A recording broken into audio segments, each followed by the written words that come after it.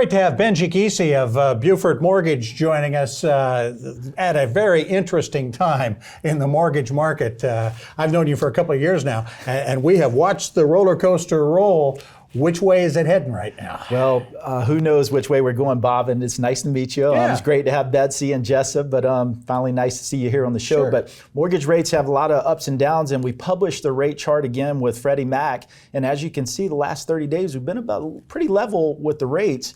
Rates spiked about a month ago, and we have an aggressive Fed right now raising rates, which has created an inverted yield curve. So the inverted yield curve means that long-term rates have actually come down. Lots of people do not know that this has happened, so it's created a lot of opportunities on the market right now. There is a little window right now where you can get a little lower rate than you were getting a month ago, right? Yeah, and that's very unusual considering the market conditions that we're in right now. The Fed is really aggressive, raising rates, but rates have come down on the long-term level. We do not think they're going to be here for very long, which is creating lots of opportunities because we do have some real estate coming on the market with the cooling real estate conditions. Yeah. Folks see and hear the talk about the Fed raising rates and being aggressive about it into the fall. That next one would probably tick things back up again? Yeah, I think you're going to see rates really accelerate from here. So as that yield curve starts to flatten a little bit, rates are going to skyrocket and they're going to move pretty rapidly. So my forecast is rates over 6% by the end of the year. I hope I'm wrong on that. Wow. I hope I'm wrong on that. But if you look at the rate chart right now, the average 30-year fix a week ago was 5.2.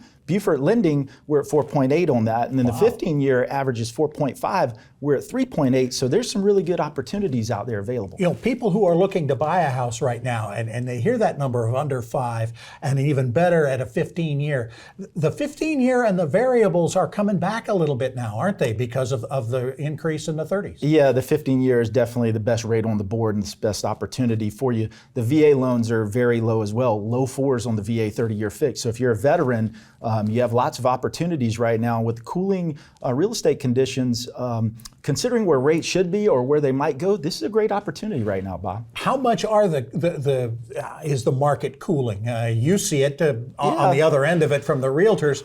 I mean, I'm sitting on a house with a 2.58, mortgage.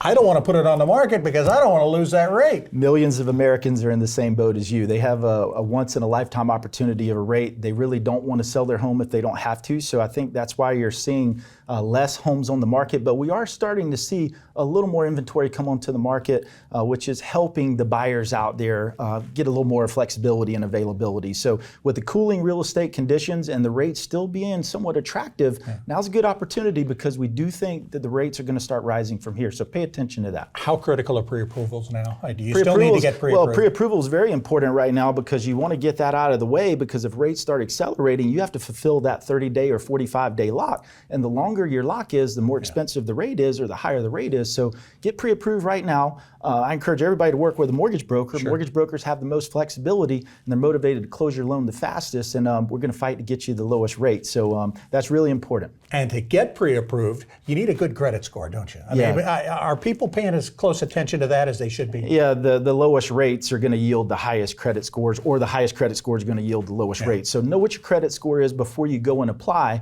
and call that mortgage professional because usually they're mortgage experts or credit experts that can give you some tips on how to get your scores up before you actually apply. So that's a good tip is to shop your rate and pay attention to your credit scores.